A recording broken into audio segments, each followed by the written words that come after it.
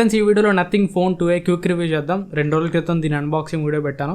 Unboxing వీడియోలో cover చేసిన points ఈ వీడియోలో కవర్ చేయను. ఈ వీడియోలో ఏం కవర్ చేస్తా అంటే, రేపు ఫస్ట్ సేల్ ఉంది కదా, ఫస్ట్ సేల్లో ఈ నథింగ్ ఫోన్ 2a కొనాలనుకునే వాళ్ళకి ఒక రఫ్ ఐడియా ఈ ఫోన్ ఎలా ఉంది, ఇనీషియల్ క్లారిటీ అయితే ఇస్తాను. ఇది కంప్లీట్ క్లారిటీ, ఫైనల్ క్లారిటీ అయితే కాదు, ఇనీషియల్ క్లారిటీ. ఇనీషియల్గా ఇప్పుడు ఫోన్ ఎలా ఉంది, ఇప్పుడు ఫోన్లో ఏమేమి ప్లస్ పాయింట్స్ ఉన్నాయి, ఏమేమి మైనస్ పాయింట్స్ ఉన్నాయి అనేది చూద్దాం. అన్బాక్సింగ్ వీడియో ఒకసారి మీరు చూడకపోతే ఒకసారి అది కూడా చెక్ చేయండి, ఎందుకంటే దానిలో కవర్ చేసిన ఇన్ఫర్మేషన్ అంతా ఈ వీడియోలో కవర్ చేయను. దీనిలో only plus and minus points మాత్రమే కవర్ చేస్తాను. అండ్ ఈ వీడియో అంతా కూడా 19,999 ప్రైస్ ని మైండ్లో పెట్టుకుని ఉండదు. బేస్ మోడల్ 24,999 ప్రైస్కి వస్తుంది. బాక్స్లో ఛార్జర్ ప్రొవైడ్ చేయరు. ఛార్జర్ మీకు ఎక్స్ట్రా 2,500 ప్రైస్ ఉంటుంది అనమాట. సో 26,000 రూపాయల ప్రైస్ పాయింట్ ని మైండ్లో పెట్టుకుని మాత్రమే ఈ వీడియో అయితే ఉండేది. దీనిలో ఫస్ట్ ప్లస్ పాయింట్స్ గురించి మాట్లాడుకుంటే, దీనిలో మేజర్గా నాకు ఈ ఫోన్ వాడుతున్నప్పుడు నాకు బాగా నచ్చింది వచ్చరికి ఫోన్ UI. నథింగ్ OS అయితే మాత్రం చాలా ఎక్సలెంట్ గా ఉంది. వాడడానికి చాలా మినిమలిస్టిక్ గా ఉందని చెప్పాలి. చాలా సింపుల్ గా, చాలా ఎలిగెంట్ గా ఫోన్ వాడుతున్నప్పుడు ప్రీమియం యూజర్ ఎక్స్పీరియన్స్ ఉంది. యూజర్ ఎక్స్పీరియన్స్ అయితే మాత్రం చాలా ప్రీమియం ఉంది. 0 యాడ్స్ అండ్ 0 బ్లోట్వేర్. మీకు ఈ phone out of the box మీకు ఒక్క థర్డ్ పార్టీ యాప్ కూడా ఈ ఫోన్లో మీకు అయితే ఉండదు. అండ్ యూజర్ ఎక్స్పీరియన్స్ అయితే మాత్రం next level. Out of the box ఇది మీకు Android 14 తోటి వస్తుంది. 3 years వరకు Android అప్డేట్స్ అయితే వీళ్ళు ప్రొవైడ్ చేస్తారు. అంటే 15, 16, 17 వరకు కూడా ఈ ఫోన్లో మీకు అప్డేట్స్ అయితే వస్తాయి అనమాట. So software and user experience అయితే దీనిలో మెయిన్ ప్లస్ పాయింట్ అని చెప్పాలి. ఈ 25,000 రూపీస్ ప్రైస్ కేటగిరీలో దీనిలో ఉన్నంత ప్రీమియం సాఫ్ట్వేర్ ఎక్స్పీరియన్స్ అయితే ఇంకా దేంట్లో కూడా ఉండదు. And next plus point battery life అని చెప్పాలి. 5000 mAh బ్యాటరీ తోటి వస్తుంది. 5000 mAh బ్యాటరీ తోటి వస్తుంది కాబట్టి ఈజీగా ఒక ఫుల్ వర్కింగ్ డే అయితే వస్తుంది. నాకైతే మాత్రం నేను మార్నింగ్ దీన్ని బయటికి తీసుకెళ్తే ఈవినింగ్ వచ్చేసరికి మినిమం ఒక 20% ఛార్జింగ్ అయినా కానీ మిగిలి ఉంటుంది. నేనైతే మీడియం టు హెవీ యూజర్ అనమాట. మరీ మీడియం ఉండదు, మరీ హెవీ ఉండదు, మోడరేట్ ఉంటుంది. నేను కాల్స్ తీసుకుంటాను అండ్ అప్పుడప్పుడు ఇన్స్టాగ్రామ్ స్క్రోల్ చేస్తాను, అప్పుడప్పుడు కెమెరా యూజ్ చేస్తాను చెకింగ్ పర్పస్ కాబట్టి. సో ఒక మోడరేట్ టు హెవీ యూజర్ కి అయితే మాత్రం ఖచ్చితంగా ఒక ఫుల్ వర్కింగ్ డే అయితే మాత్రం బ్యాటరీ ఈజీగా వస్తుంది. బ్యాటరీ దీనికి ఒక ప్లస్ పాయింట్ అని చెప్పాలి. అండ్ ఇక ఛార్జింగ్ గురించి మాట్లాడుకుంటే 45 వాట్ ఫాస్ట్ ఛార్జింగ్ సపోర్ట్ చేస్తుంది. కాకపోతే ఛార్జర్ వీళ్ళు బాక్స్ లో ప్రొవైడ్ చేయరు. నేనైతే నా యాపిల్ మ్యాక్బుక్ ఛార్జర్ నాకు PD ఛార్జింగ్ సపోర్ట్ చేస్తుంది. ఆ ఛార్జర్ బట్టి దీన్ని అయితే ఛార్జ్ చేస్తాను. సో ఆ ఛార్జర్ బట్టి దీన్ని ఛార్జ్ చేస్తున్నా కాబట్టి ఛార్జింగ్ టైం ఇవన్నీ చెప్పి అంత వర్త్ కాదు. ఎందుకంటే ఒరిజినల్ ఛార్జర్ తోటి చెక్ చేసి ఛార్జింగ్ టైం చెప్పాలి. థర్డ్ పార్టీ ఛార్జర్స్ తోటి చెక్ చేస్తే ఎట్లయినా కానీ కొద్దిగా తక్కువ స్పీడ్ లోనే ఛార్జ్ అయ్యింది. బట్ ఒకటైతే మాత్రం చెప్తా, విత్ ఇన్ 1 or 10 minutes ఇదైతే మీకు ఫుల్ ఛార్జ్ అయితే అయిపోయింది. అండ్ చాలా మంది దీనిలో వైర్లెస్ ఛార్జింగ్ ఉందా అని అడుగుతున్నారు. వైర్లెస్ ఛార్జింగ్ అయితే లేదు, ఓన్లీ వైర్డ్ ఛార్జింగ్ మాత్రం సపోర్ట్ చేస్తుంది. And next plus point looks అని చెప్పొచ్చు. లుక్స్ మాత్రమే, డిజైన్ కాదు. లుక్స్ ఇది చూడడానికి కొద్దిగా యూనిక్ గా ఉంటుంది. నథింగ్ థీమ్ డిజైన్ మీకు ఎట్లా ఉంటుందో తెలుసు కదా. అండ్ నా దగ్గర ఉన్నది కూడా white colour. So white colour phone మీకు చూడడానికి అయితే మాత్రం చాలా బాగుంటుంది. ఖచ్చితంగా బయటకు వెళ్తే మాత్రం చాలా మంది ఏం ఫోన్ ఇదని ఖచ్చితంగా అడుగుతారు. అండ్ దీనిలో 5000 mAh బ్యాటరీ ఉంది. 5000 mAh బ్యాటరీ ఉన్నా కానీ కొద్దిగా లైట్ వెయిట్ ఉంది. దగ్గరగా 195 grams వెయిట్ అయితే ఉంది. 5000 mAh బ్యాటరీ ఉన్న ఫోన్ కి 195 grams వెయిట్ అనేది లైట్ వెయిట్ అనే చెప్పాలి. అండ్ ఇక డిస్ప్లే గురించి మాట్లాడుకుంటే డిస్ప్లే క్వాలిటీ బాగుంది. డిస్ప్లేలో బెజల్స్ మీకు థిన్ ఉన్నాయి అండ్ యూనిఫామ్ ఉన్నాయి. డిస్ప్లే చూస్తున్నప్పుడు మీకు మంచి ఎక్స్పీరియన్స్ అయితే ఉంటుంది. వీడియోస్ చూస్తున్నప్పుడు కూడా మీకు కలర్ రీప్రొడక్షన్ అయితే బాగుంది. కాకపోతే అమెజాన్ ప్రైమ్ వీడియో 1080p క్వాలిటీలో ప్లే కావట్లేదు నేను చెక్ చేసినప్పుడు. ఇది ఒక సాఫ్ట్వేర్ అప్డేట్ రిలీజ్ చేశారు. సాఫ్ట్వేర్ అప్డేట్ రిలీజ్ చేసిన తర్వాత కూడా స్టిల్ ఇప్పటికీ కూడా అమెజాన్ ప్రైమ్ వీడియో 1080p క్వాలిటీలో అయితే ప్లే కావట్లేదు. అండ్ ఇక మైనస్ పాయింట్స్, నాకు నచ్చిన విషయాల గురించి మాట్లాడుకుంటే మాత్రం ఫస్ట్ నాకు నచ్చింది కెమెరా. ఎందుకంటే దీనిలో నేను ఎక్కువ ఎక్స్పెక్టేషన్స్ పెట్టుకునేసరికి కెమెరా మీద ఎక్కువ ఎక్స్పెక్టేషన్స్ పెట్టుకున్నా. సో కెమెరాస్ అయితే మాత్రం అంత అప్ టు ద మార్క్ అయితే లేవు. మీకు స్పెసిఫికేషన్స్ వైగా చూసుకుంటే wide angle camera 50 megapixel, primary camera 50 megapixel అని ఉంటుంది. కానీ రియల్ టైం పనితనంలో మాత్రం అంత దమ్ము లేదని చెప్పాలి. అండ్ చాలా మంది వీటిలో కెమెరా సెన్సర్స్ కూడా ఏమున్నాయని అడుగుతున్నారు. ప్రైమరీ కెమెరా వచ్చేసరికి 50 మెగాపిక్సెల్ సామ్సంగ్ GN9 సెన్సర్ ఉంటుంది. వైడ్ యాంగిల్ కెమెరా వచ్చేసరికి సామ్సంగ్ JN1 సెన్సర్ ఉంటుంది. ఫ్రంట్ కెమెరా వచ్చేసరికి 32 మెగాపిక్సెల్ కెమెరా IMX615 సెన్సర్ ఉంటుంది. ఫ్రంట్ కెమెరా సోనీ వాడారు, బ్యాక్ కెమెరాస్ వచ్చి సామ్సంగ్ వాడారు. ఇక్కడ సెన్సార్ మ్యాటర్ కాదు, సాఫ్ట్వేర్ ఆప్టిమైజేషన్ మ్యాటర్ అనమాట. దీనిలో కెమెరా డిపార్ట్మెంట్లో సాఫ్ట్వేర్ ఆప్టిమైజేషన్ అయితే అంత కరెక్ట్గా లేదు. ఒక సాఫ్ట్వేర్ అప్డేట్ అయితే వచ్చింది.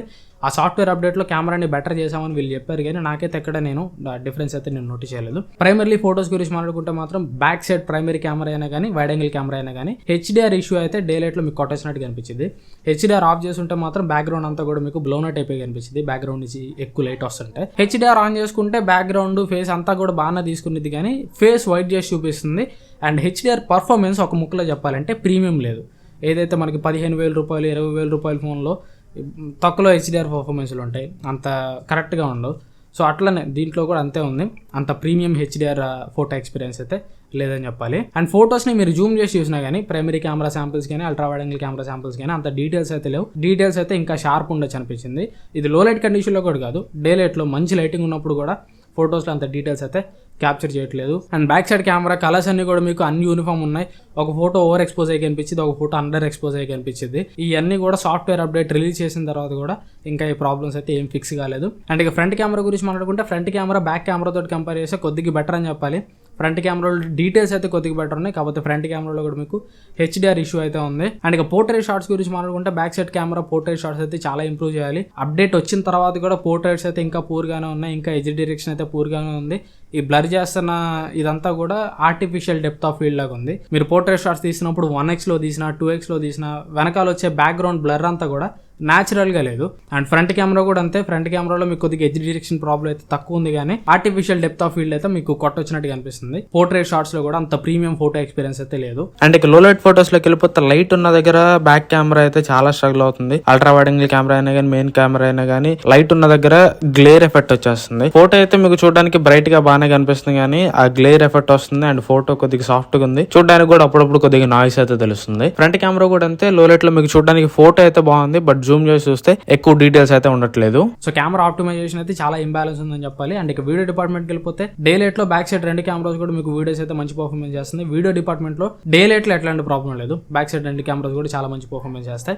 ఫ్రంట్ కెమెరా సంగతికి వస్తే ఫ్రంట్ కెమెరాలో 4K ఆప్షన్ లేదు. And front camera video 32 megapixel justice చేసేలాగా వీడియో క్వాలిటీ అయితే లేదు. అండ్ ఇక లో లైటింగ్ లోకి వెళ్ళిపోతే మాత్రం ఫ్రంట్ కెమెరా అయితే చాలా యావరేజ్ పర్ఫార్మెన్స్ చేస్తుంది. ట్యూబ్ లైటింగ్ కండిషన్ లో కూడా వీడియో అయితే చాలా సాఫ్ట్ వస్తుంది. And back side primary camera కూడా మరీ లో లైట్ లోకి వెళ్ళిపోతే మరీ సాఫ్ట్ వస్తుంది వీడియో. అండ్ కొద్దిగా నాయిస్ కూడా పిక్ చేస్తుంది. కొద్దిగా లైటింగ్ ఎక్కువ ఉంటే వీడియో ఓవరాల్ గా మీకు చూడడానికి బాగానే ఉంటుంది, కానీ జూమ్ చేసి చూస్తే మాత్రం ఎక్కువ డీటెయిల్స్ అయితే లేవు. And ultra wide angle camera అయితే లైటింగ్ లేకపోతే అసలు మంచి పర్ఫార్మెన్స్ చేయట్లేదు. డే లైట్ లో అల్ట్రా వైడ్ యాంగిల్ కెమెరా ఎంత బాగుందో లైటింగ్ లేకపోతే ultra wide angle camera video అంత చండాలంగా ఉంది. సో కెమెరా డిపార్ట్మెంట్ లో అయితే మాత్రం చాలా ఇంప్రూవ్మెంట్స్ చేయాలి. కెమెరాని మీ మెయిన్ ప్రయారిటీ అనుకుంటే మాత్రం యాజ్ ఆఫ్ నౌ కెమెరా అయితే చాలా యావరేజ్ గా ఉంది. కాకపోతే కేపబిలిటీ అయితే ఉంది, చాలా యావరేజ్ ని ఎక్సలెంట్ గా కన్వర్ట్ చేయగలిగే కేపబిలిటీ అయితే నథింగ్ ఉంది. ఎందుకంటే నథింగ్ ఫోన్ 1 అండ్ ఫోన్ 2 లో కూడా ఇనిషియల్లీ కెమెరాస్ అయితే చాలా యావరేజ్ ఉన్నాయి. దాని తర్వాత వీళ్ళు సాఫ్ట్వేర్ అప్డేట్స్ ఇచ్చి ఆ కెమెరాస్ని అయితే బెటర్ చేశారు. అట్లనే వీటి కెమెరాస్ కూడా బెటర్ చేస్తారు అని ఆశిద్దాం. చేస్తారని నేను బల్లగుద్ది అయితే చెప్పలేను, బట్ ఖచ్చితంగా నథింగ్ ఉన్న ట్రాక్ రికార్డ్ చూసుకుంటే మాత్రం చేస్తారు. కెమెరాస్ అయితే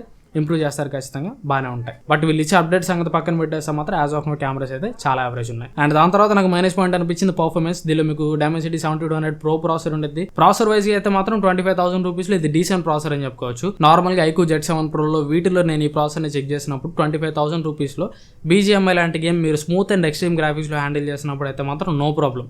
హెవీ గేమింగ్ కాకుండా క్యాజువల్ గేమింగ్ అయితే ఇది మీకు బాగానే ఉంటుంది. బట్ ఈ ఫోన్లో casual gaming just game start చేసిన 10 నిమిషాల్లోనే లాక్స్ ఫ్రేమ్ డ్రాప్స్ అయితే మనకు తెలుస్తున్నాయి స్మూత్ అండ్ ఎక్స్ట్రీమ్ గ్రాఫిక్స్ లో ఆడుతున్నప్పుడు. అండ్ గెన్షిన్ ఇంపాక్ట్ లాంటి గేమ్ ఆడుతున్నప్పుడు ఆటోమేటిక్ ఇది మీకు చాలా లో క్వాలిటీ గ్రాఫిక్స్ లో తీసుకుంటుంది. అండ్ గెన్షిన్ ఇంపాక్ట్ లో కూడా ఫ్రేమ్ డ్రాప్స్ అయితే మీరు నోటీస్ చేయొచ్చు. సో ఇదైతే సాఫ్ట్వేర్ ఇష్యూ అని చెప్పాలి, ఆప్టిమైజేషన్ ఇష్యూ. సాఫ్ట్వేర్ ద్వారా ఈ గేమింగ్ ఎక్స్పీరియన్స్ అయితే వీళ్ళు బెటర్ చేయొచ్చు. ఎందుకంటే 7200 ప్రాసెసర్ అనేది కొద్దిగా పర్లేదు, మంచి ప్రాసెసరే, గేమింగ్ని డీసెంట్గా డెలివర్ చేయగలదు. కాకపోతే ఇది ఆ డీసెంట్ అనే మార్క్ దాకా కూడా ఇంకా గేమింగ్లో అయితే వెళ్ళలేదు. కొద్దిగా BGMI లాంటి గేమ్ మీరు ఆడుతుంటే మాత్రం ఇనీషియల్లీ కూడా చాలా ఫ్రేమ్ డ్రాప్స్ అయితే మీరు నోటీస్ చేయొచ్చు. అండ్ ఇంకా టైం గడిచే కొద్దీ ఒక గంట 2 గంటలు కానీ మీరు గేమ్స్ ఆడుతూ ఉంటే ఇంకా ల్యాక్స్ అయితే పీక్ స్టేజ్కి వెళ్ళచ్చు. బట్ ఒక విషయం అయితే చెప్పాలి, గేమ్స్ ఆడుతున్నప్పటికీ కూడా టెంపరేచర్ అయితే కంట్రోల్లో ఉంది. నా చెకింగ్లో నాకు టెంపరేచర్ రీచ్ అయింది వచ్చరికి 36.8, అంటే దగ్గరగా 37 వరకు టెంపరేచర్ రీచ్ అయిందని చెప్పాలి. అండ్ నెక్స్ట్ స్టీరియో స్పీకర్స్ అయితే మీకు లౌడ్ ఉన్నాయి, సౌండ్ అయితే కొద్దిగా ఎక్కువ వస్తుంది, కానీ ప్రీమియం సౌండ్ అయితే రావట్లా. స్పీకర్స్లో ఆ క్వాలిటీ అయితే మిస్ అవుతుంది అనమాట. ఇక్కడ నేను మీకు స్పీకర్ శాంపిల్ ప్లే చేసి వినిపించవచ్చు, కాకపోతే మీరు వినేదానికి రియల్ టైంలో నేను వినేదానికి చాలా తేడా ఉండేది కాబట్టి అలా వినిపించట్లేదు. స్పీకర్స్ అయితే లౌడ్ ఉన్నాయి, కాకపోతే క్వాలిటీ అయితే అంత బాగాలేదని చెప్పాలి. అండ్ దీనికి డాల్బీ అట్మాస్ సపోర్ట్ కూడా లేదు, అది కూడా ఒక మైనస్ పాయింట్ అని చెప్పాలి. And 3.5mm head phone Jack కూడా ఉండదు. చాలా మంది NFC ఉందని అడుగుతున్నారు, NFC అయితే ఉంది. కెమెరా మాడ్యూల్ చుట్టూ ఉన్న రౌండ్ రింగ్ అంతా కూడా NFC కోసం అనమాట. అండ్ ఇంకొక మైనస్ పాయింట్ UFS 2.2 స్టోరేజ్. ఈ 2 రోజులు నేను ఈ ఫోన్ యూస్ చేస్తున్నప్పుడు UFS 2.2 స్టోరేజ్ అనేది నన్ను చాలా ఇబ్బంది పెడుతుంది. ఎట్లా అంటే OTG ద్వారా SSD కనెక్ట్ చేసి ట్రాన్స్ఫర్ చేసుకుంటున్నప్పుడు కూడా చాలా టైం తీసుకుంటుంది. ఒక 10 GB ఫైల్ ట్రాన్స్ఫర్ చేయడానికి కూడా దాదాపు 3 to 4 minutes వరకు టైం తీసుకుంటుంది. ఈ స్టోరేజ్ అనేది కూడా ఈ ప్రైస్ లో చాలా పెద్ద మైనస్ పాయింట్ అని చెప్పాలి. అండ్ దాని తర్వాత బిల్డ్ క్వాలిటీ. ఫోన్ మీకు చూడడానికి బాగున్నా కానీ పట్టుకోవడానికి మీకు అంత ప్రీమియం అయితే ఉండదు, మొత్తం కూడా ప్లాస్టిక్ ఉంటుంది. ఓవరాల్ గా చెప్పాలంటే ఫోన్లో అయితే కొన్ని కాంప్రమైజెస్ అయితే ఉన్నాయి, బట్ స్టిల్ 24,000 రూపాయల ప్రైస్ లో కొద్దిగా బాగానే కనిపిస్తుంది ఫోన్. ఓవరాల్గా 24,000 రూపాయలు. అండ్ ఈ ఫోన్ స్పెసిఫికేషన్ చూసుకుంటే కొద్దిగా మన బుర్రకి ఎట్లా ఉంటుంది అంటే పర్లేదు, ఫోన్ మంచి ఫోన్ అనిపించింది. కాకపోతే మనం ఛార్జర్ అనే ఒక కాన్సెప్ట్ మిస్ అయిపోతాం. ఈ ఫోన్లో ఛార్జర్ మీకు బాక్స్లో ప్రొవైడ్ చేయరు కాబట్టి ఈ ఫోన్ ప్రైస్ ఎఫెక్టివ్ ప్రైస్ 26,500 రూపాయలకి వెళ్ళిపోతుంది. 26,500 ప్రైస్ ఈ ఫోన్లో ఉన్న స్పెసిఫికేషన్స్ ఒకసారి పక్కన పెట్టి చూసుకోండి. కొనడానికి మీకు పోతే అనిపించిందా?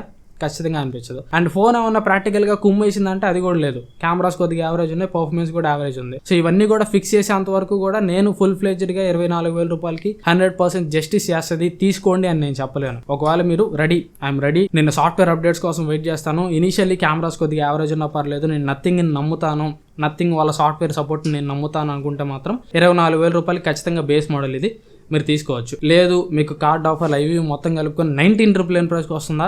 19,999 ప్రైస్కి వస్తే మాత్రం అసలు వదులుకోబాకండి. 24,000 రూపాయల ప్రైస్ పెట్టాల్సి ఉంటేనే కొద్దిగా ఆలోచించండి. బట్ 24,000 రూపాయల ప్రైస్ పెడుతున్నా కానీ దీనిలో ఉండాల్సిన ప్లస్ పాయింట్స్ దీనికి ఉన్నాయి. సాఫ్ట్వేర్ అయితే మాత్రం ఎక్సలెంట్గా ఉంటుంది. ఆ సాఫ్ట్వేర్ని బట్టే నేను ఈ ఫోన్ తీసుకోవాలనుకుంటే మాత్రం 24,000 రూపాయలు ఖచ్చితంగా కన్సిడర్ చేయొచ్చు. ప్రజెంట్ ప్రాక్టికల్ ఎక్స్పీరియన్స్ గురించి మాట్లాడుకుంటే మాత్రం స్టిల్ నేను ఆఫ్లోనే ఉన్నా. నేను ఇంకా అంత ఫుల్ ఫ్లెడ్జ్డ్గా తీసుకోండి అని చెప్పి గుడ్డిగా సజెస్ట్ చేయలేను.